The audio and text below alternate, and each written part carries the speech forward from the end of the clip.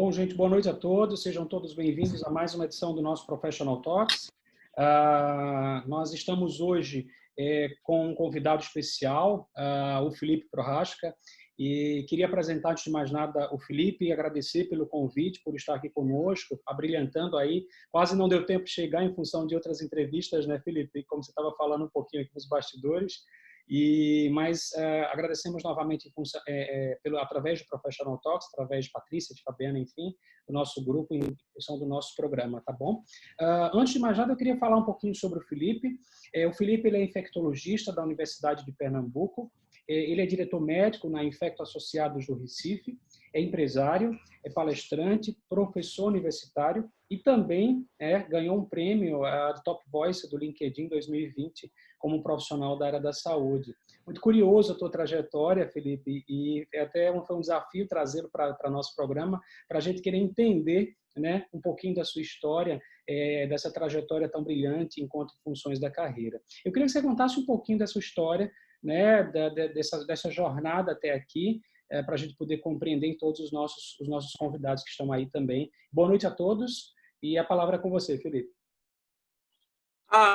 Queria primeiro agradecer a vocês pela oportunidade de estar aqui, de poder conversar um pouco sobre tudo isso. Nós sempre falamos de empreendedorismo, né? E só olha o resultado final e tem que entender um pouco o que acontece nesse percurso, né? E que não é fácil. Trabalhar no Brasil não é fácil. Nós sabemos das cargas tributárias, das dificuldades e principalmente dos valores necessários, né? Com relação do que você considera uma boa empresa. Eu me lembro, eu sou do interior, fui criado no interior de Pernambuco e não tive contato com empreendedorismo quando pequeno, né? Não foi uma coisa que fez parte da minha formação de colégio.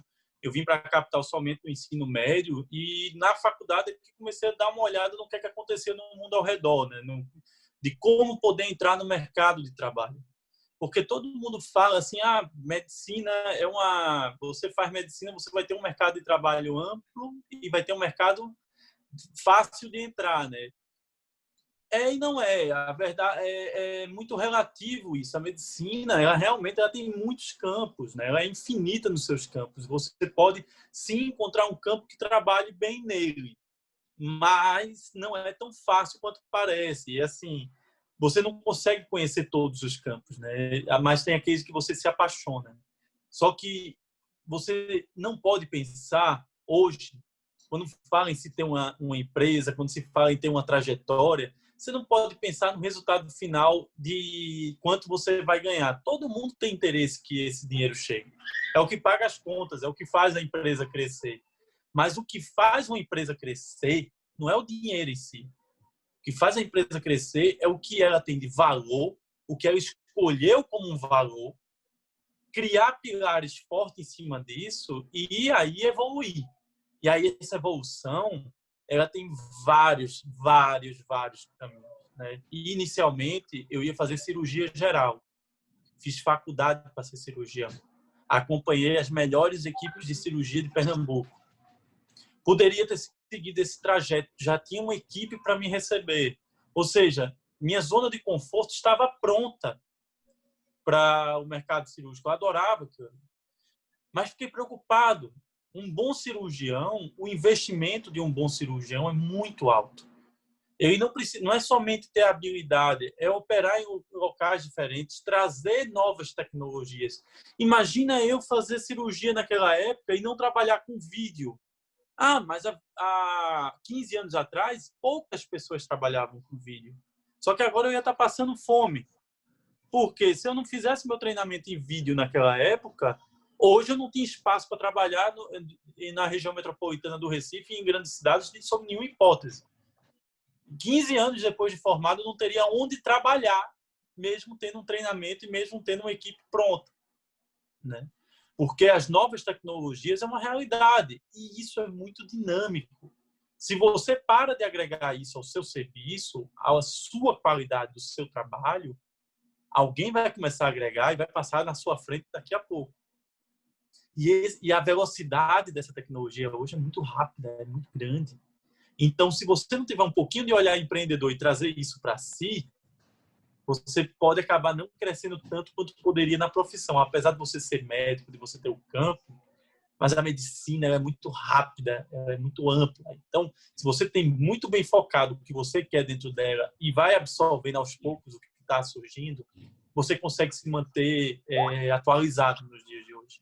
Aí você vai perguntar, por que infecto, né? Porque não tem nada a ver com cirurgia, né? O cara vai ser cirurgião, aí abandona um infecto na época. Era muito mal vista, né? A primeira frase que eu escutei quando eu disse que ia fazer infecto de um amigo meu foi, vai morrer de fome. Primeira frase que eu escutei. O campo era muito reduzido. Na verdade, o campo realmente, a infecto há 15 anos atrás, a 90% dos infectologistas trabalhava somente com HIV. Alguns poucos trabalhavam com comissões de infecção hospitalar, que na época poucos hospitais da capital tinham isso muito bem amarrado, né? Mas o campo, medicina tropical, trabalha muito com epidemiologia, com estrutura governamental, situação de concurso. Então, era eu, quando olhei a Infecto a primeira vez, eu digo, bem, aqui parece ser um lugar para crescer. Parece ser uma especialidade que eu possa crescer. Mas eu não posso fazer o que todo mundo faz. Por vários motivos. Se 80%, 90% trabalha com HIV, eu tenho 90% concorrendo contra mim, trabalhando naquela área. E o mais importante, vai ter uma cura para o HIV. Eu não vejo a hora de ter uma cura para o HIV. E vai ter. E quando tiver a cura do HIV? Vamos encerrar a profissão? Vamos encerrar? Vamos acabar com ela? Então, aquilo me fez ver que a Infecto tinha muitos braços para crescer e que eu poderia crescer em um deles. E não necessariamente fazer mais do mesmo. E foi assim que eu entrei na Infecto, né? No começo, pensava em fazer neuroinfecção, que é muito específico de infectologia, é uma área muito específica, mas também muito reduzido a janela. Só que duas coisas mudaram minha vida. Nessa busca de tentar saber com que eu ia trabalhar, eu fui para um congresso mundial de fungos que foi no Brasil. Na época, consegui ir para o congresso. E sabe aquelas perguntinhas que tem do congresso? O cara vai dando aula e você vai respondendo? Eu errei as 10 perguntas da aula. Isso no último ano de infectologia, 6 anos de formato, 3 anos de infecto, eu erro as 10 perguntas feitas eu errei. Eu digo, eu tenho que estudar isso. Se eu errei as 10, eu garanto que o povo errava umas 5, pelo menos. Eu tenho que estudar isso aí. Aí saiu o meu campo. Foi quando eu comecei a trabalhar com fungos. Infecção fúngica. Infecção fúngica é muito ligada a transplante, é muito ligada a doenças oncológicas e muito ligada a um negócio chamado imunobiológico, que é uma droga que vai crescer muito nos próximos 25 anos. Aí eu comecei a estudar isso. Foi onde eu vi minha janela de oportunidade dentro da infectologia. E aí, sempre, desde que eu me formei, eu sempre quis ser professor. Sempre me organizei para esse fim. No dia da minha formatura, eu anotei no meu... A gente recebe aquele papelzinho, não diploma, mas um certificado de conclusão. Eu tenho ele guardado aqui em casa. Eu escrevi onde eu queria estar em 5, 10, 15, 20 anos na minha vida. É isso que eu quero ser daqui a 5 anos, é isso que eu quero ser daqui a 10, daqui a 15. Foi onde eu montei minha trajetória, assim, o que é que eu devia fazer. Quase nada foi o que eu escrevi. Mudou muita coisa, mas a trajetória foi uma só. Mudou porque eu encontrei outras oportunidades e eu me apaixonei por essas oportunidades. Porque não adianta também você ir com uma oportunidade que você não gosta. Você não está trabalhando, você não está fazendo, você não faz o que ama. Não se dedica àquilo ali. Você faz, mas não se dedica. Para você se dedicar, você tem que amar aquilo que você faz. Você tem que se apaixonar por algo. Você tem que se apaixonar pelo plano. Escutei essa frase uma vez em A Casa de Papel, que ele disse, você tem que se apaixonar pelo plano. E foi aí que eu me apaixonei pelo plano. Me apaixonei pela oportunidade. E isso mudou minha vida. Excelente. E foi um momento que também eu mudei a trajetória, né? Excelente. É muito oportuno falar, né, dessa carreira tão multidisciplinar e, ao mesmo tempo, ativando diversos papéis, né? A gente percebe claramente como a tua carreira é composta de vários papéis. Você é empreendedor, você é diretor, gestor, você é técnico, você continua na atividade médica propriamente dita, você é docente, né? Então, é muito legal a gente poder entender, e muito agora em função desse momento pós-pandemia que a gente está passando, entender quantas funções e quanto a nossa carreira pode ser plural, né? Enquanto exploração é de possibilidades. Mas como é que foi esse processo? Eu queria que você contasse para nós aqui, para todos os convidados que estão aqui no nosso encontro de hoje, Felipe, como é que se deu essa exploração dessas funções? Foi um processo consciente? Foi um processo involuntário? E aí você foi sentindo e percebendo que eram caminhos que você podia trilhar enquanto profissional? Fala um pouco sobre isso para nós. Quando eu decidi trabalhar com fungo, eu criei uma trajetória onde eu queria estar, né? Então, a minha ideia era, eu vou ser um professor universitário, eu vou trabalhar na universidade e vou trabalhar com fungos na universidade. Na época, eu escutei, não vai trabalhar nunca com isso, não vai ter volume de paciente para isso.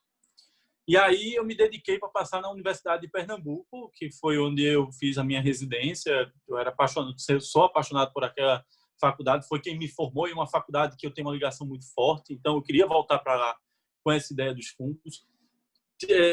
Eu fui para o congresso em 2009, né, desse fungo, que foi o que mudou minha vida. Então eu comecei a ir só para eventos de fungo, para tentar aprender como é que funcionava aquilo ali. E aí criei a ideia do que eu queria. Eu queria fazer mestrado em fungo, eu queria fazer doutorado em fungo, mas eu precisava criar, precisava montar uma estrutura para que isso fosse real. Primeira coisa, eu tenho que aprender, tenho que estudar isso aqui e devorar. Quem são os melhores que trabalham com fungo no Brasil? Dr. Arnaldo Colombo, em São Paulo, que é um dos 3 maiores publicadores de fungo no mundo, e aí ele está aqui no Brasil, e o Dr. Márcio Nutti, no Rio de Janeiro, dentro da área que eu queria trabalhar de transplante. Então, eram os 2 maiores. O que é que eu fiz? Fui para o Rio de Janeiro, ficar lá na Universidade Federal junto com o Márcio Nutti, e fui para a Universidade Federal de São Paulo ficar junto com o Arnaldo Colombo. Passar um período com esses caras para tentar absorver tudo que eu precisava aprender deles. Isso foi em 2011 e 2013, né? 2011 em São Paulo, 2013 no Rio de Janeiro. Em 2014 em 2013, desculpa, no mesmo ano que eu voltei do Rio de Janeiro, eu fiz a prova da universidade e tive a honra de passar na Universidade de Pernambuco. Para mim foi um sonho realizado e uma das metas que eu estabeleci em 2006, né? Então, veja, 7 anos depois, eu consegui alcançar essa questão de alcançar essa meta da universidade, mas foi um fruto de um estudo de 2009 em diante. Quando eu entrei na universidade, todo mundo fala, a universidade paga pouco. A universidade tem muito trabalho. É verdade, a universidade dá muito trabalho e paga pouco, mas tem que entender que a universidade abre portas infinitas. Aquele pouco que eu ganhava na faculdade era oportunidades que me abriram para o mundo.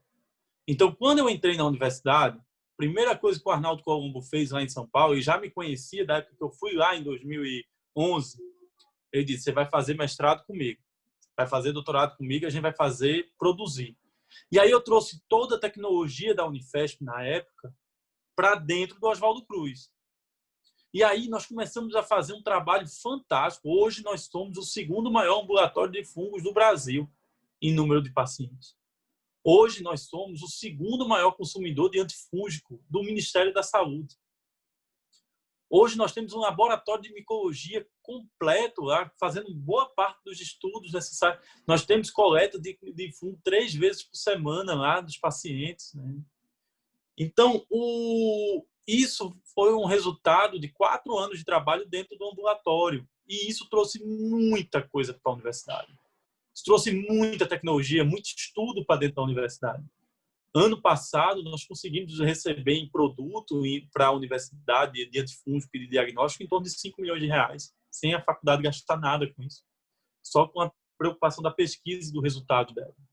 Então, é uma porta de dupla mão. Se você sabe explorar a faculdade, se você sabe trazer essas coisas para dentro da faculdade, e o melhor, né, trazer benefício para o ensino e para o paciente, que é o mais espetacular. Eu não tive formação nenhuma de fungo dentro da minha residência na época. Hoje, a mesma residência que eu estou, né? Ela se renovou bastante daquela época para cá. Hoje nós temos enfermaria com pacientes. Eu tenho 2 enfermarias hoje só com pacientes com infecções fúngicas. Começou até agora? Não, sempre teve, mas não diagnosticava. Então a gente criou esse celeiro aqui que estava órfão, na verdade. Então a ideia de entrar na universidade foi para trazer algo novo, não fazer mais do mesmo. Era muito mais fácil fazer mestrado aqui, doutorado aqui, mas ia fazer em cima do que já tem. E a gente não, queria incorporar isso. E isso abriu muito meu mundo, porque eu, com essa oportunidade da universidade, aí você não ganha pouco na universidade, mas a universidade me pôde me levar para os melhores centros de fungos do mundo. E aí foi quando eu fui rodar na Holanda, fui rodar na Espanha, em centros de referência de fungo no mundo. A Espanha é o maior transplantador do mundo, a Holanda é a maior estudiosa de fungo do mundo, que pôde trazer toda essa tecnologia para cá. Isso é valor agregado, isso é uma coisa que vem junto. Mas se você só vê o dinheiro e o que entra, você sempre vai ficar chegando lá e dizendo que ganha pouco e que o trabalho não vale a pena. Mas quando você agrega algo que você ama e tem um ganho de crescimento dentro da instituição disso, isso não tem valor que pague, não tem salário que pague. É muito claro, Felipe, o entrelaçar dessas estratégias, né? É muito claro que você aqui acabou de trazer para nós exemplos claros de encontrar oportunidades e definir estratégias em função de um posicionamento profissional, né? A partir daí, é como a gente sempre fala, a gente só consegue construir realmente visibilidade profissional. Eu tenho vários clientes da área da saúde e de fato, para se ganhar essa visibilidade profissional e chegar, de fato, nesse resultado, como você bem colocou, requer, de fato, estratégias, né, Fabiana? E eu acho que é um assunto que Fabiana entende. Estratégia de posicionamento profissional. É com você, Fabi. É muito bom ouvir, né, Felipe, você falar e você falar com tanta propriedade de planejamento e visão estratégica, né? Principalmente você que é uma profissão muito técnica, né? Então é muito bom para a gente que gosta do assunto, trabalha com isso, ouvir um profissional, né, do seu gabarito falando sobre isso. E aí eu queria que você trouxesse para a gente que está aqui ouvindo você, como é que a gente faz? Quais são as dicas que você traz para esses profissionais que estão no mercado, estão entrando e não tem essa habilidade que você tem para tratar com essa visão estratégica, com esse posicionamento, com essa forma muito clara que você trouxe, com um exemplo muito prático, né, de descrever tudo isso lá no seu certificado de conclusão. Então, assim, esses profissionais que estão entrando no mercado, que estão, né, entrando e querem realmente chegar nessa visibilidade, mas que não têm essa visão estratégica, que não consegue estabelecer esse passo a passo que você conseguiu e desenvolver tudo isso. O que é que você traz de dicas e como é que você, né, orientaria um profissional hoje?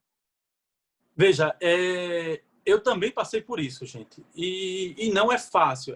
É muito fácil olhar para trás e pensar no que deu certo e do que não deu, né? Olhar e dizer hoje que infecta alguém alta, mas olhar 15 anos atrás é completamente diferente. Então, você tem que entender primeiro, quem está se formando, é muito difícil escolher uma especialidade.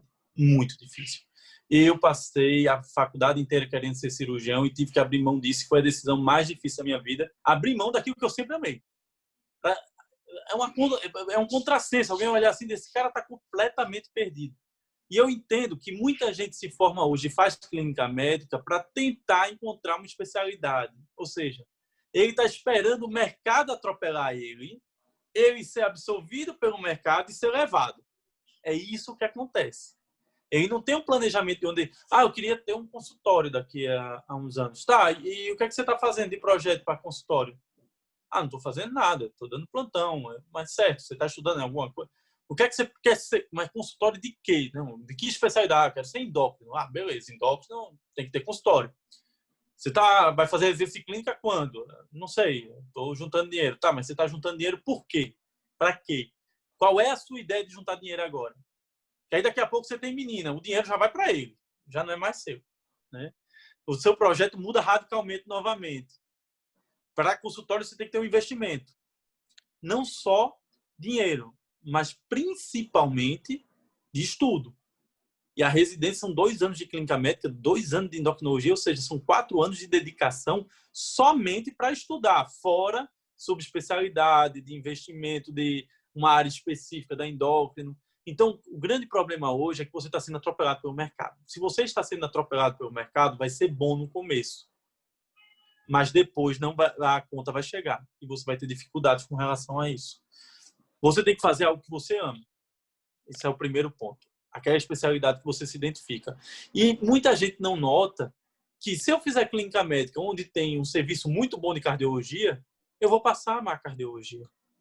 Se eu fizer num lugar que tem um endócrino muito forte, eu vou passar a amar endócrino. Porque durante a residência foi onde eu acabei me localizando. E acabei me apaixonando. E vou partir... E daí é que eu acabo partindo para uma especialidade. E não é fácil, gente. Não é fácil. Muito mais difícil é você abrir mão de uma especialidade para trilhar outra. Mas o que é importante é o seguinte: não olhe para o sucesso dos outros. Esse é o grande erro que todo mundo segue. Por incrível que pareça, você vai aprender muito mais no fracasso dos outros. É notar onde eles falharam e onde a especialidade não foi boa para eles, para ver se você se encaixaria naquele perfil ou não. Você tem que se imaginar dentro daquela situação, dentro daquele contexto. Se eu fizer endocrinologia, qual vai ser o meu gargalo para eu enfrentar todos os grandes endocrinologistas hoje do estado de Pernambuco? Se eu for fazer diabetes, eu vou trabalhar com diabetes igual a todos eles estão trabalhando. E aí você tem que ver as janelas de oportunidade. Né? Felipe. E janela de oportunidade não é fácil. Então, eu acredito que quando você traz aí, eu acho que são duas coisas muito importantes. Uma coisa é você entender que você está sendo atropelado pelo mercado, né? E que você não pode se deixar, né, ser atropelado, você tem que buscar o que você gosta realmente, e isso é realmente imprescindível para que você faça bem feito, né? E aí é quando você traz que as pessoas precisam também e entender que caminho é esse que elas vão trilhar, né? Então, muita gente não deixa de ser atropelado, mas também não consegue estruturar uma estratégia, não consegue entender o que é que vai ser feito, ou não conseguem até estruturar uma estratégia, como você bem disse, que você fez a sua, mas você depois mudou essa estratégia, né? Porque a estratégia é feita para você ir se adequando mesmo. Então, assim, realmente é bem interessante quando você traz isso e a gente vê que você conseguiu, né? Porque você teve essa perseverança. E vários não na porta, né? Se você for pensar, porque a empresa IAR, que é a Infecta Associados do Recife, ela agora em novembro vai completar 3 anos. Você pode nunca ter escutado sobre ela nesses 3 anos, mas ela estava lá trabalhando. A IAR nasceu de um guardanapo de um restaurante, de um bar, não foi nem de um restaurante, era um restaurante universitário, né? Eu e Tadeu, que é um dos meus, somos 5 sócios, mas Tadeu é aquele que está comigo desde que a gente era nada, né? Então Tadeu é aquele cara que começou comigo do nada e é aquele cara que eu só entro se ele entrar junto. Então é aquele meu parceiro que eu tenho. Em toda empresa você vai ter colegas, você vai ter amigos, você vai ter parceiros, mas vai ter aquele que você, se ele pular de uma janela, você pula junto, que alguma coisa boa tem ali embaixo. Né? Então, ele é aquele cara que, quando a gente não tinha nada, a gente montou o projeto de como seria a empresa e botou num guardanapo. Eu tenho um guardanapo guardado até hoje. O mais intrigante, nós não tínhamos janela de oportunidade nenhuma em 2009. Nenhuma. Todos os hospitais tinham equipe. Nós não tínhamos janela de oportunidade. E fazer isso, a primeira coisa que a gente pensou, vamos crescer para o interior. No interior não tem ninguém, a gente vai começar no interior e depois do interior a gente vai crescendo e vendo o que vai dar. E a minha primeira empresa, eu era sócio minoritário, não tinha poder de decisão, era sócio minoritário, mas foi muito importante para mim na Real Clínica Médica e na Real Infecto lá no Português. Eu entrei em 2009, quando entrei lá. Eu tenho grandes amigos lá, pessoas fantásticas lá. Foi onde eu aprendi muito. Eu passei 10 anos dentro da Real Infecto, fui fundador da Real Infecto e trabalhei na Real Clínica Médica, que é uma empresa que tem mais de 25 anos. Então, é uma empresa gerida, muito bem gerida, e eu aprendi muito vendo as pessoas que trabalhavam lá. Eu tentei captar muito dos aprendizados, dos acertos e dos erros, né? E muitas vezes eu pensava, podia ser mais arrojado aqui, mas eu não tinha poder de decisão. E assim, eu não sabia se aquilo ia dar certo ou não. Quando nasceu a Infecta Associados, em 2017, que nós realmente tiramos ela do papel, veja, 8 anos depois, né, eu tirei a Infecta Associados do papel. Já tinha passado na universidade, né, já estava começando o mestrado, mas assim, eu estava começando a Infecta Associados. E o que é que ela era tão diferente das outras empresas todas que eu passei, né? Porque não foi só a Real Infecto. Eu também fui responsável por gestão dentro do Real Hospital Português. Eu sou muito grato ao Hospital Português pela oportunidade de me deixar no cargo de gestão e muito grato também pelos treinamentos que recebi de gestão nesse período. Me ajudou muito a tirar a empresa do papel, me ajudou muito no meu crescimento profissional. Então, eu fiz MBA no CEDEP financiado pelo hospital, eu fiz cursos de Lean Sigma, modelo Toyota, que parece que quem trabalha com gestão, todo mundo sabe isso de cor, né? Mas quem trabalha na área de saúde sabe nem o que não está nem entendendo, está achando que eu estou vendendo carro aqui. Então, quando entrou isso, Verdade. E aí eu digo, não, eu tenho que puxar para a empresa esses conceitos. Minha empresa tem que nascer desses conceitos. Então, a primeira coisa que a gente montou foram os valores. E qual eram os valores da empresa? O principal valor dela era o ponto social. Nós temos que dar alguma contrapartida social, né? Nós não podemos somente produzir dinheiro, nós não podemos somente produzir trabalho, nós temos que ter um ponto social. Isso era um valor nosso muito forte. Esse ano, com a demanda da Covid-19, nós fizemos doações para empresas, a principal dela, o Rotary Internacional, e ganhamos o símbolo de empresa cidadã do Rotary, né? Porque fazendo trabalhos sociais junto com eles e também não só de dinheiro, mas trabalho social mesmo, de estar lá pelo outro, entendeu? Excelente. O lema do Rotary é dar de si antes de pensar em si. Então, a gente já entrou nessa batida também. Muito Outro legal, valor... Muito legal essa questão, sem querer te interromper, Felipe, mas muito legal essa questão do voluntariado, mas é muito claro e a gente começa a entender, né, como é que se deu essa trajetória. Você definiu as funções da carreira, que você queria empreender, ser gestor, docente, empresário, enfim, e continuar na área técnica propriamente dita, mas como a Fabiana bem colocou, você trouxe algumas estratégias, você criou aí algumas estratégias para andar nessa jornada, né? E aí eu queria só passar a palavra para a Patrícia fazer a primeira pergunta dela. Patrícia, em relação ao tema, como é que você comunicou tudo isso, né? Falando em comunicação, como é que você se posicionou enquanto imagem, projetou essa imagem? Patrícia, é com você.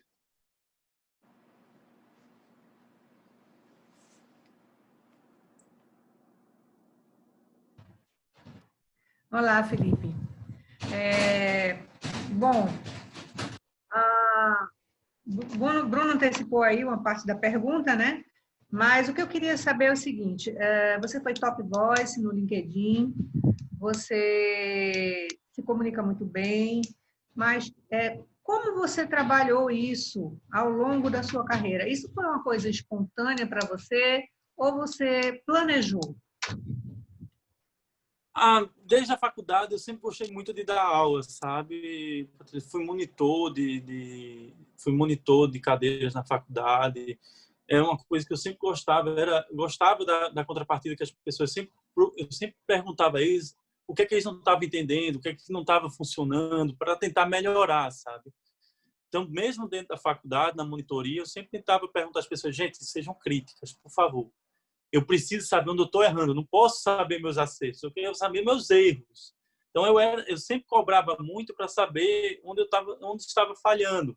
Então, toda vez que alguém me passava essa crítica, eu tentava absorver e melhorar aquilo ali, fazer de uma forma para melhorar a comunicação. Eu tenho um pouco da linguagem corporal. Eu olho para uma pessoa, eu meio estou sentindo se ela está entendendo algo ou não está entendendo patavinas. Quando eu noto que não está entendendo, eu sei que eu tenho que voltar e remodelar a linha de raciocínio. Isso foi produzido dia a dia, né? Eu comecei a fazer palestra inicialmente de uso de antibiótico, que é uma área muito grande dentro da infectologia e que todo médico tem dificuldade com antibiótico, sabe? E comecei a dar palestra para a empresa farmacêutica nessa época. Hoje eu já faço evento para 11 empresas farmacêuticas, mas na época eu comecei com 2 na época. Começou os usos de antibióticos, as aulas eram elogiadas, a procura e a demanda foi aumentando, isso foi crescendo e acabou virando um lado também do meu trabalho, né? A vida de palestrante. Fez parte, ainda faz, hoje muito mais, né? Hoje muito mais. E isso também não é um produto que nasce do nada. Você começa pequeno, mas você só vai receber isso para uma aula, não sei aonde. Mas toda vez que você dá um não, a pessoa vai lembrar daquele não.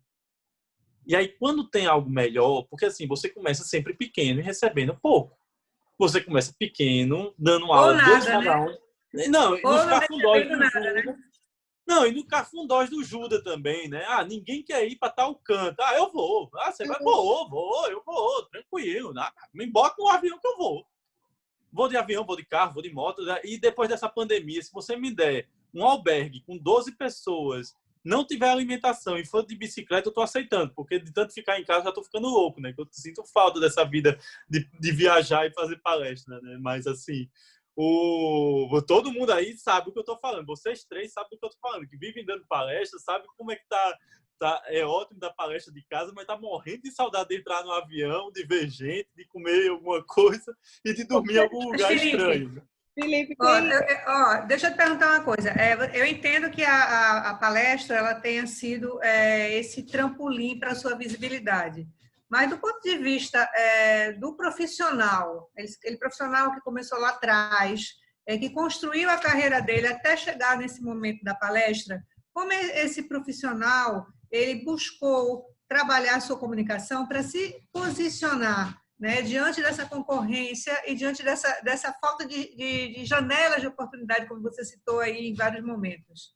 Veja que eu não tinha rede social, né? Eu não tinha LinkedIn, não tinha Instagram, não tinha Facebook.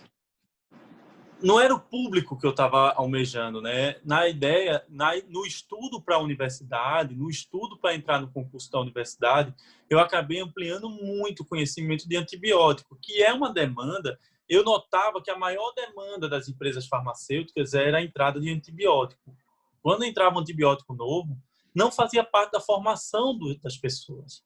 E aí elas precisavam ter conhecimento daquele antibiótico. Só prescreve o que você conhece.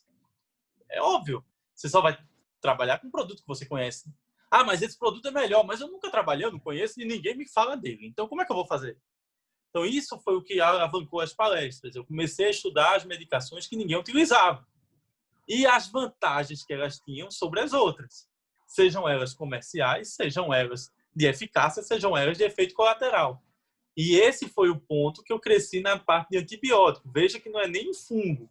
Trabalhava com antibiótico, mas já estava estudando fungo, já estava estudando para a universidade. Então, o estudo da universidade, o estudo contínuo, me levou a essas janelas de oportunidade. Você vê o mercado, vê que o cara não está dando aula de antibiótico e você poderia estar lhe dando essa aula, tendo esse conhecimento técnico, por que você não vai dar? E aí a sua aula é elogiada, as pessoas dão... Porque sempre dão um rapport, assim, como foi a aula. E aí, quando você é bem elogiado, você vai ser chamado de novo. Agora, o segredo é o sim. Se você ficar dando não e escolhendo o que quer, o cara não vai para você esperando não. Ele vai para você já sabendo que vai ter o sim. Se você tem uma boa aula, tem uma boa didática e é parceiro, tá lá junto com eles, vamos embora. Aí, daqui a 2, 3 anos, você está trabalhando, melhorando sua aula, porque você vai melhorando sua aula, vai melhorando sua didática também. Quanto mais você vai se aprimorando, você também melhora isso. Dos cursos também que você faz de empreendedorismo, tem a parte de você explicar sobre algo que ninguém entende, todo mundo tem que entender, igual você está entendendo ali. Você tem que tornar o complicado fácil. Você tem que tornar aquela linguagem popular. Todo mundo tem que sair com o mesmo conhecimento daquilo ali. Então, você vai falar para várias plateias de várias formas. Mas o básico, você tem que saber. Isso todo mundo tem que saber. Acima disso, foi o plus. Abaixo disso, o cara não aprendeu nada. E esse é o modelo que você tem que fazer para tudo na vida. Não só para palestra, mas para palestra isso é essencial. Porque isso é que dá o rapport positivo. Aí as palestras vão crescendo. Aí as oportunidades vão aumentando. Aí daqui a pouco, você trabalha com antifúngico. Ninguém trabalha com antifúngico. Aí o cara diz, tu dá essa aula de antifúngico aqui para mim? Não, tranquilo. Na época, nós tínhamos poucas pessoas que trabalham com antifúngico para viajar o Brasil todo. Aí eu comecei a pegar os lugares Norte e Nordeste. Onde é que eu estou? Norte e Nordeste. Naturalmente, já dei aula no Espírito Santo, no Rio de Janeiro. Aí começou, abriu. Por quê? Foi ampliando. E, Felipe, é um negócio que não é imediatista. Você deu um sim para o LinkedIn, né? Você ganhou em 2020 o prêmio Top Voice do LinkedIn 2020 na área da saúde, né? E a gente sabe que a rede social LinkedIn, que é a rede profissional maior que nós temos no mundo hoje, ela é muito distante do mundo da saúde como um todo, né? Então, conta para nós como é que você ganhou esse prêmio, como é que o LinkedIn chegou até você e você ganhou esse prêmio, agora 2020, como profissional da saúde de destaque no LinkedIn como Top Voice. Esse foi algo que não estava nem um pouco planejado. Esse eu fui atropelado. Esse eu fui realmente atropelado. Foi um bom atropelamento, né, Felipe? Foi um bom... Eu fui atropelado completamente. Porque, assim, quando eu abri o LinkedIn em 2014, Bruno, a minha ideia era de conhecer os caras que trabalhavam com fungo no mundo, sabe? Os pesquisadores que trabalhavam com fungo. Então, assim, não era de mostrar meu trabalho, não era para conhecer. Eu entrei no LinkedIn exclusivamente para conhecer pessoas. Eu vi um estudo de um cara que era da Conchinchina e eu queria conhecer esse cara. O que é que eu fiz? Fiz um LinkedIn e adicionava esses pesquisadores, que eles têm muito LinkedIn de pesquisa com os grandes pesquisadores. E aí eu comecei a ir conhecendo o grupo de fungo pelo LinkedIn. E é um grupo muito reduzido no mundo, né? Nos congressos mundiais de fungo são as mesmas pessoas. A gente se encontra numa festa, todo mundo se conhece. O presidente do CDC veio comer aqui na minha casa quando veio para Recife. Então, assim, por ser um grupo muito reduzido, eu tinha que entrar nesse grupo de alguma forma. E o LinkedIn foi a melhor janela que eu encontrei. Eu conversei com o Dr. Márcio Nucci pelo LinkedIn, para poder entrar lá no Rio de Janeiro, né? E na Covid-19, nós fomos estraçalhados pela onda de fake news. Estraçalhados, né? Eu tinha um número muito pequeno de seguidores, mas eu comecei a escrever no LinkedIn todos os laudos que saíam, porque os laudos saem de forma diária, tanto do Ministério da Saúde como da Secretaria Estadual de Saúde. Eu colocava numa linguagem popular o que aquele laudo significava. Olha, gente, isso aqui significa tal coisa, tal coisa, tal coisa. Isso quer dizer tal coisa, tal coisa, tal coisa. Então, assim, a projeção disso aqui é de não melhorar, a projeção disso aqui é porque está tendo pouco exame, a projeção disso aqui é tal. Eu já destrinchava aquele relatório, porque alguém podia pegar aquele relatório e montar uma fake news baseada nele. Cria uma história bonita ao redor, né, daquele número e cria uma fake news. E aí, o que é que aconteceu? Começou a ter um monte de gente me seguindo que não era da área de saúde. Empresário, funcionário, aí começaram a me seguir e tirar dúvida. Doutor, e esse aqui, ó, o cara tá dizendo que no Nordeste o calor vai matar o coronavírus. Eu digo, olha, eu acho muito pouco provável, porque vírus gosta de calor. Então, assim, ele gosta de um friozinho, mas gosta de calor também. Então, não vai ter, não fica achando que vai ser assim, que não vai. Aí depois acontece o quê, né? A gente já sabe, né? O coronavírus adora calor, né? Porque aqui no Nordeste. Outra coisa, aí você começa, né, a destrinchar tanta fake news que foi desbaratada e outra coisa que é importante. Quando eu comecei em maio a mostrar os resultados, o que eu disse em março, olha, gente, eu já disse que isso ia acontecer em março. Aí começou o cara a ver, não, ele está falando algo sólido aí, que realmente bate. Aí teve um dia, era uma quarta tarde, eu saindo do consultório, eu recebo uma mensagem de um e-mail da Cláudia Gasparini, que é editora do LinkedIn, né? E a Cláudia manda uma mensagem, tudo bem, tal, não sei o quê. Olha, você está selecionado pelo LinkedIn Top Voice. Eu digo, essa mulher tá louca, né? Que é isso? O LinkedIn Top Voice, eu vejo o Ricardo Amorim, André Schwarz, Frima, né? Eu, poxa, tem cada LinkedIn Top Voice, eu sou fã dos caras, eu sigo todos os Top Voice do LinkedIn, fico acompanhando eles, que eu acho o trabalho deles espetacular. Sigo todos, quando sai é a lista que eu mais gosto do LinkedIn todo ano, é quando sai a lista que eu saio adicionando e acompanhando o trabalho deles. Tem uns trabalhos de inclusão social espetaculares, que foi do LinkedIn 2019, que eu conheci o pessoal, achei espetacular, aprendi muito com eles para trazer também para a empresa, que é a ideia da questão social. Ela disse, não, você está de brincadeira, eu não tenho muito seguidor, eu não faço propaganda de nada, eu só escrevo e escrevo aquilo ali, não é nada demais. Ela, olha, o robozinho aqui está dizendo que teu engajamento é de 85%. Quem te segue, curte, compartilha ou discute contigo, 85% da tua rede está conversando contigo. Inclusive, isso não é normal. Tem cara que tem 100 mil seguidores e não tem o teu engajamento. Tem cara, não é a porcentagem que ele não tem o valor absoluto de perguntas, de recompartilhamento e de acesso ao seu trabalho. Eu tenho um cara que tem 100 mil aqui, coisa que tem o mesmo número de acesso que você. Então, não é seu número de seguidor. Tem aquele cálculo, né, do SSI. Teu SSI está explodindo. Inclusive, não é só uma telespectadora aqui no programa que está dizendo aqui no inbox que passou a seguir você, a Lineide, né? Passou a seguir você no LinkedIn por causa das suas postagens sobre o Covid. Mas, Fabiana, é com você a próxima pergunta. Não, eu ia trazer para ele dizer que esse robozinho, ele não mente, ele é muito esperto, viu? Esse robozinho do LinkedIn, ele tá lá ligado 24 horas por dia, inclusive. E aí, Felipe, o que eu queria trazer para você, não sei, você trouxe muita coisa interessante e uma das coisas que você falou, né, que eu pude absorver é que o profissional precisa estar em exposição, né?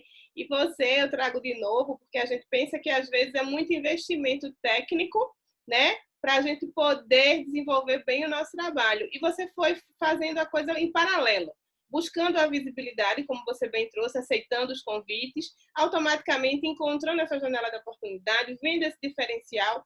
Então, a gente vê que você perpassa por tudo que o profissional precisa ter para se destacar no mercado, né? Você foi buscar conhecimento técnico, você se aperfeiçoou em gestão, enfim. Aí o que eu queria saber era, hoje, os profissionais que não os que estão começando, mas que já estão no mercado, né, e que já estão há anos como médico, mas não conseguem uma visibilidade. Até estudam muito, ou profissionais que são bons advogados, bons profissionais na área contábil, mas não conseguem ter essa visibilidade, ou seja, fazer esse entrelaçamento de competências para poder, né, se posicionar de uma forma mais firme na sua área e conseguir isso. O que é que você traria para esse profissional que hoje está vendo você, né?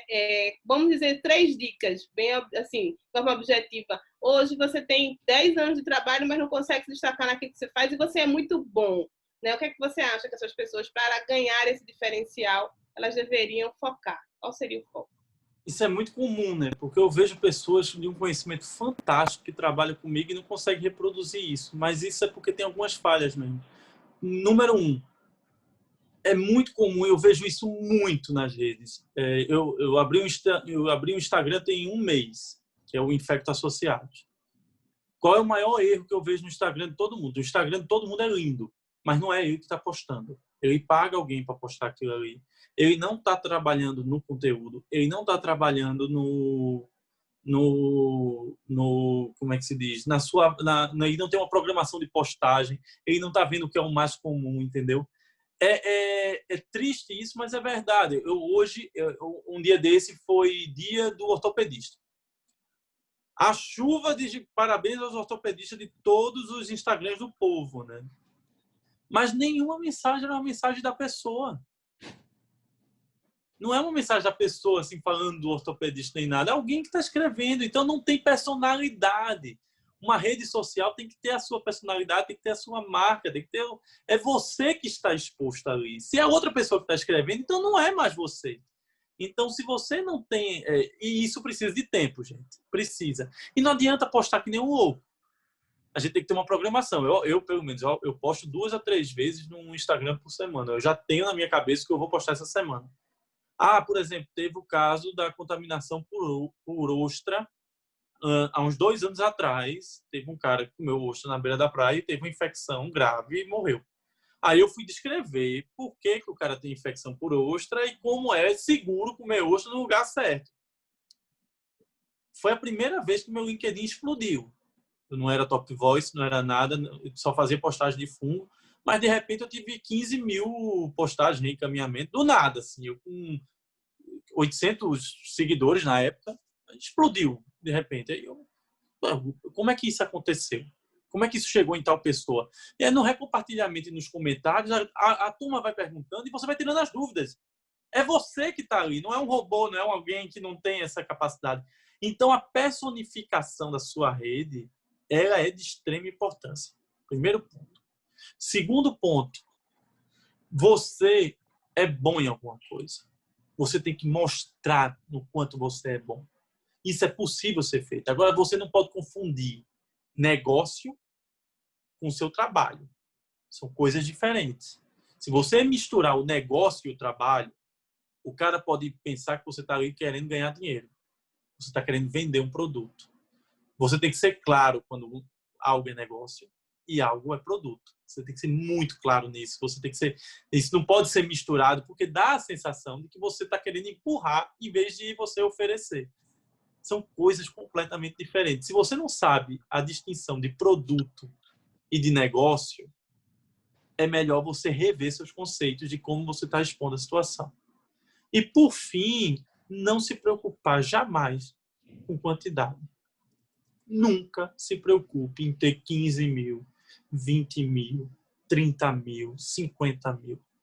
Isso é uma consequência. Isso nunca é um objetivo. Eu prefiro ter 5 mil pessoas na minha rede social, com 3 mil tocando terror lá e me aterrorizando, cheio de perguntas que eu não vou saber responder todas, do que eu ter um perfil com 50 mil e aquele deserto de pessoas, de almas, né? Parece o Rio Nix, né? Você passando por cima das almas ali e ninguém interagindo com você. E isso é uma confusão. A pessoa acha que tem 50 mil. Ah, esse cara é um cara de sucesso. Esse cara... Eu vejo muita rede social hoje com 30 mil pessoas e o conteúdo extremamente vazio. Conteúdo muito mais de frase de efeito para a pessoa poder se engajar em alguma coisa. Ou não é nem frase de efeito. Eu acho que é muito mais aquela história da... Tem gente que busca o sucesso trazendo a treta, né? Você trazendo assuntos que são controversos para gerar a treta e gerar a busca dos likes e dos compartilhamentos e tudo mais. Mas quando você vai ver a discussão é extremamente vazia. Você termina de ler tudo aquilo ali e não absorveu nada.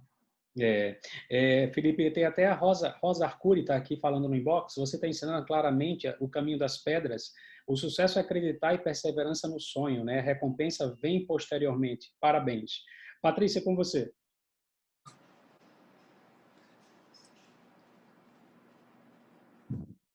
Felipe, eu queria que você... A gente falou muito em redes sociais aqui, e eu acho que também tem um outro ponto que tem que ser considerado, que são as mídias tradicionais.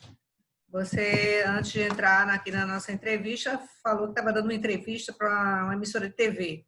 Qual a importância que as mídias tradicionais têm na sua carreira? Como é que você diferencia esses dois vieses da comunicação, né? Que são as redes sociais, que são as mídias tradicionais, que são os jornais, a rádio, a TV? Olha, você tem que ver que o mundo é muito dinâmico, né? Então, aquilo que você fala vai ficar registrado ali.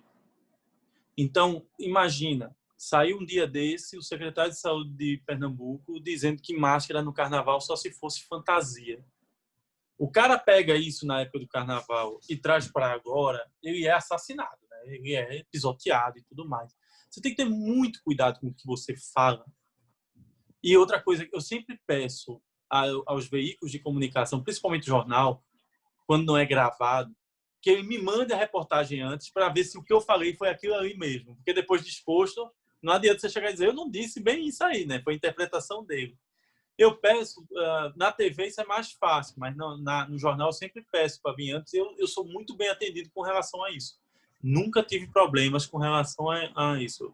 Para não dizer que nunca, uma vez, a gente teve um caso, a gente estava montando um protocolo de febre amarela, e aí eu fui explicar o que era o protocolo de febre amarela e apareceu nas capas de jornais do outro dia. Estado já tem protocolo de febre amarela. Eu digo, eu não disse que o Estado tem protocolo de febre amarela, eu disse que a gente estava montando. A pessoa botou nas primeiras páginas do outro dia. Assim. Então, por isso que eu sempre, hoje em dia, tenho pedido nessas situações, pedir e sou muito bem atendido. Agora, você tem que ter muito cuidado com o que fala, porque aquilo é registrado. Então, eu sempre uso aquele conceito, principalmente com o coronavírus, que é um negócio que muda todo dia as coisas. Então, eu sempre digo, gente, até os estudos atuais, o que tem sido exposto é isso, isso, isso e isso. Até agora é isso.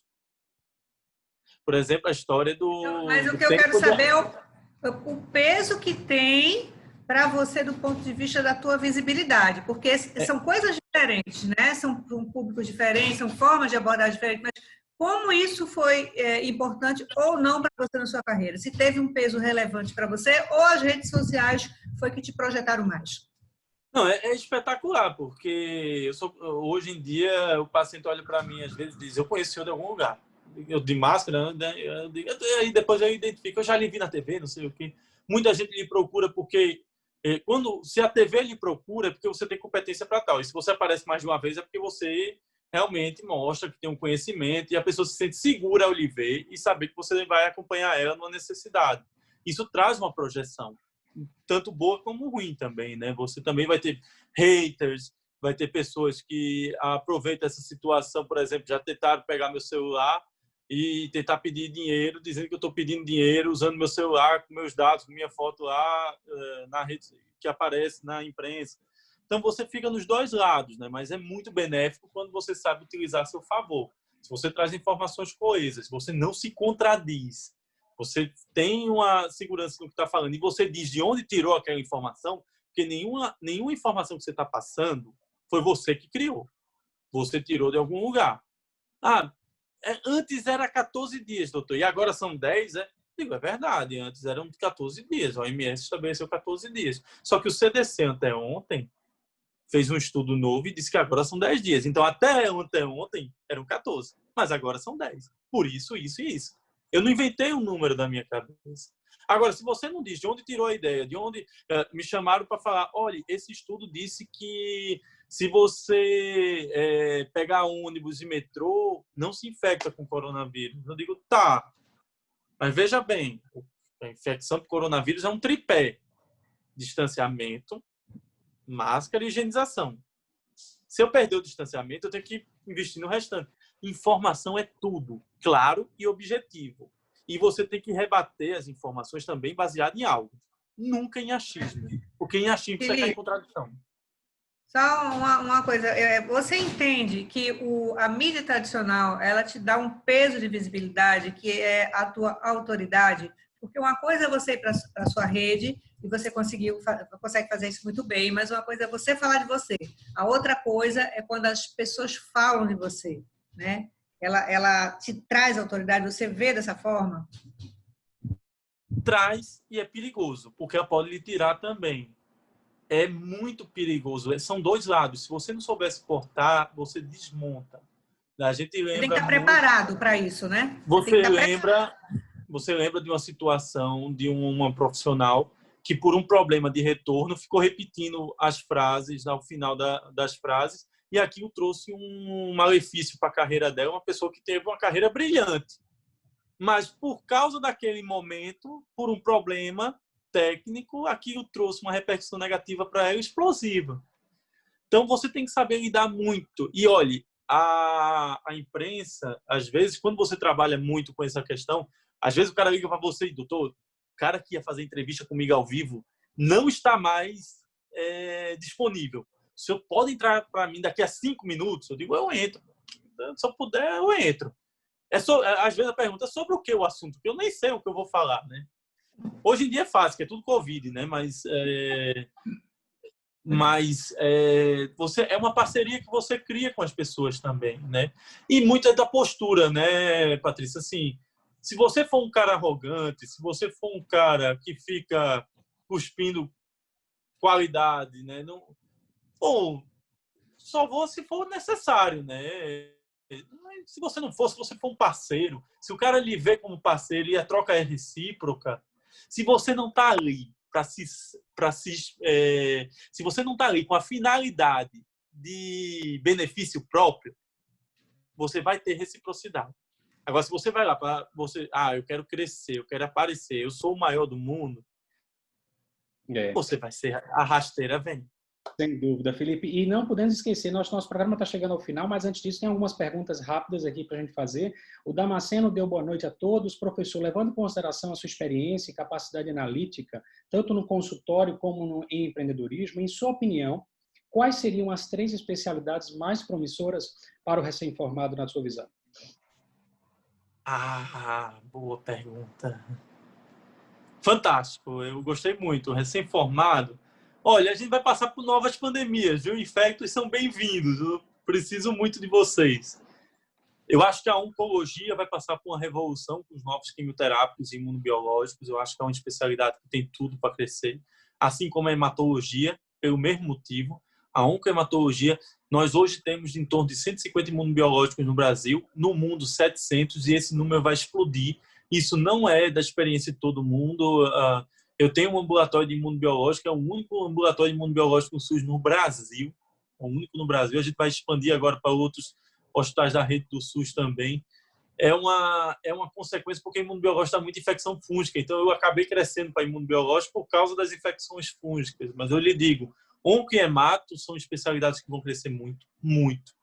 Reumatologia vai passar por uma revolução também. É uma especialidade que quem não estudar para o que está chegando vai ficar para trás. Então, é um mercado que deve crescer muito.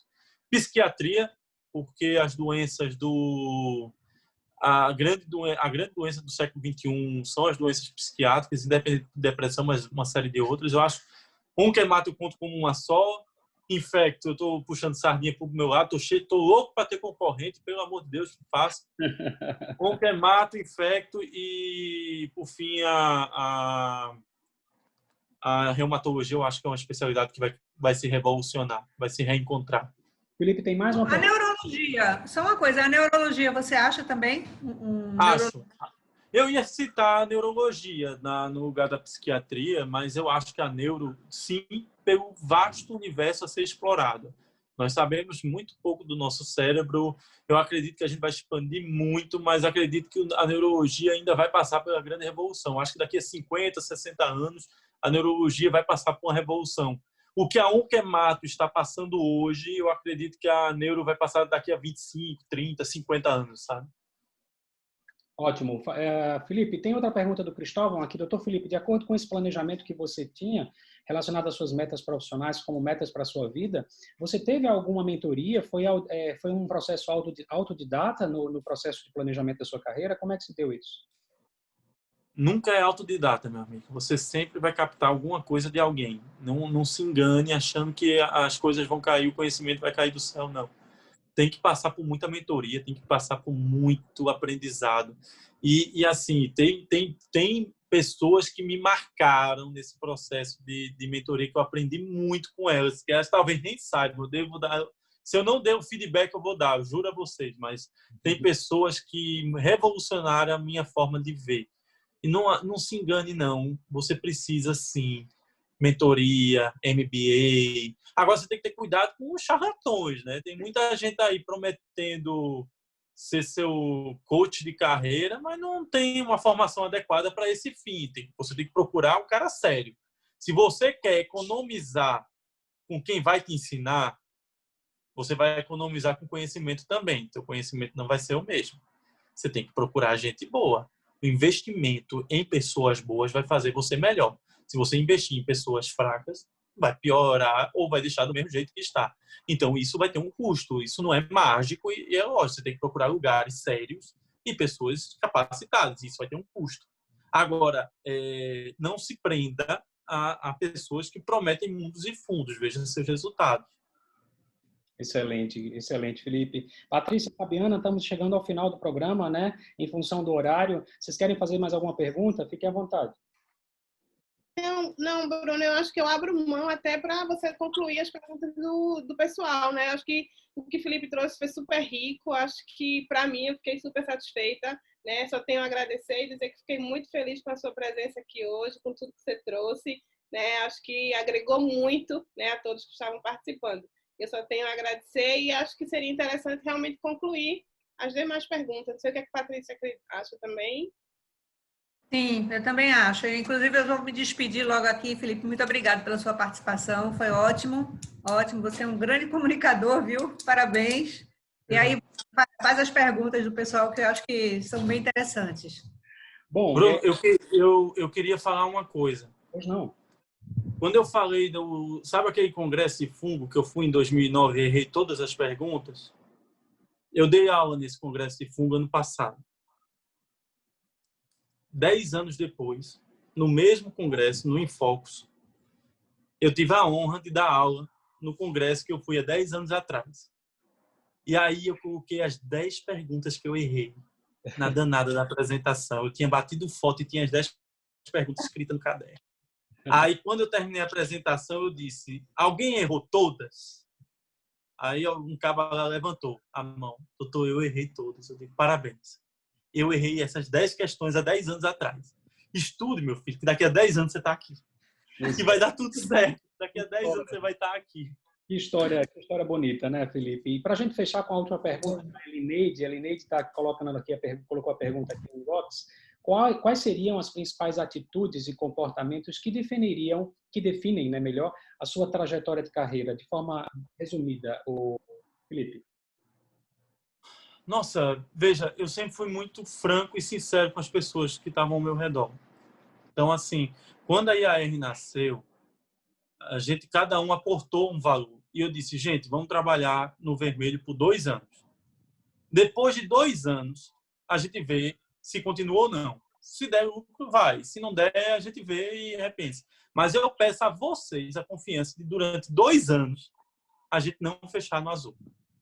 A gente passou 6 meses trabalhando no setor sem receber R$1. Mas era um lugar que a gente tinha um crescimento exponencial. E foi um lugar que gerou uma confiança muito grande quando viu que nós estávamos nos dedicando a eles sem ter nenhum real de retorno. Aí você diz: pô, você trabalhou 6 meses de graça para eles. Eu digo: não. Durante esses 6 meses, a empresa nasceu. Durante esses 6 meses, a empresa nasceu. Alguém confiou no trabalho dela, alguém acreditou. A gente pôde mostrar nosso serviço e ele passou a investir na gente. Em 6 meses, pagamos as contas. Em 1 ano, fechamos no azul. Em 2 anos, a empresa é o que é hoje. A empresa hoje tem um faturamento, tem um papel social, tem uma série de pilares que ela foi montada para isso e tem esse papel. E agora, em novembro, nós vamos completar 3 anos da empresa. E nesse 3º ano da empresa, nós temos um novo investimento em cima dela. Vai ter uma nova marca, vai ter uma nova visão. Os sócios agora se confiam demais, porque pelo tempo difícil que passou, quem trabalhou junto nos tempos difíceis, agora nos tempos bons é fácil. Mas nos tempos difíceis foram parceiros, se tornaram irmãos. Hoje nós somos irmãos dentro da empresa. E aí na parte mais fácil agora, que é a de investir no crescimento, todo mundo está engajado, todo mundo está junto. E aí o crescimento da empresa vai tender a ser muito maior do que foi antes. E aí nesse 3º ano, vamos ter um novo patamar, uma nova coisa que a empresa vai fazer. No 4º vai ter outro, no 5º vai ter outro. Qual vai ser? Tem uma trajetória, pode ser que mude, como sempre mudou. Mas o mais importante é que mude, não fique a mesma coisa. Mas qual foi o segredo para ser tão unidos, manter essa união? Sinceridade. Foi ser sincero e dizer: gente, daqui a 2 anos pode estar todo mundo quebrado. Mas a gente vai trabalhar 2 anos sem se preocupar do que é lucro. A gente não vai se preocupar com isso, esses 2 anos. Não prometo também que no final de 2 anos vai dar tudo certo. Não é verdade. Mas a empresa está baseada nisso. Se você acredita, pula para dentro. Se você não acredita, caia fora. Eu agradeço muito a uma pessoa chamada Felipe Lima, que era diretor do Santa Joana na época e acreditou no nosso trabalho sem ver o resultado. Ele simplesmente acreditou.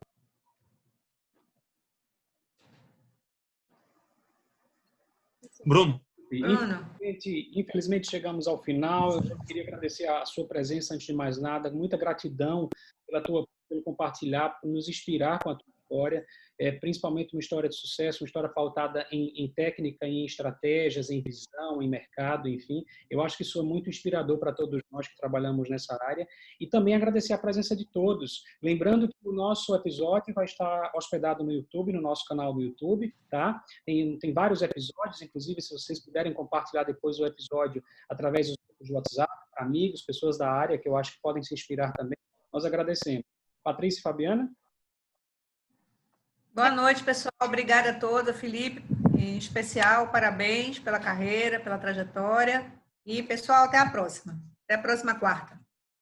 Eu também queria agradecer novamente, né? Mas também dizer aqui que Ana Carolina Silva está dizendo que loucura, né, Felipe? Mas tenha certeza que a sua nomeação é o resultado do trabalho com tanta dedicação e qualidade. Nomeação como LinkedIn Top Voice.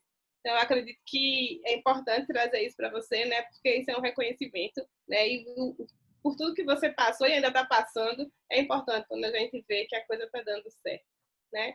E aí, obrigada a todos, um grande abraço e até o próximo. Tem a Rosa aí também, a Rosa Cury está aí com mensagem. Ó. Parabéns, Felipe. Você está ensinando claramente o caminho das pedras. O sucesso é acreditar e perseverança no sonho. A recompensa vem posteriormente. Parabéns. Um forte abraço para você, Felipe. Um forte abraço para todos. Uma boa noite e até o nosso próximo episódio. Fiquem com Deus. Tchau, tchau. Tchau, gente. Obrigado, gente. Muito Obrigado. Fantástico.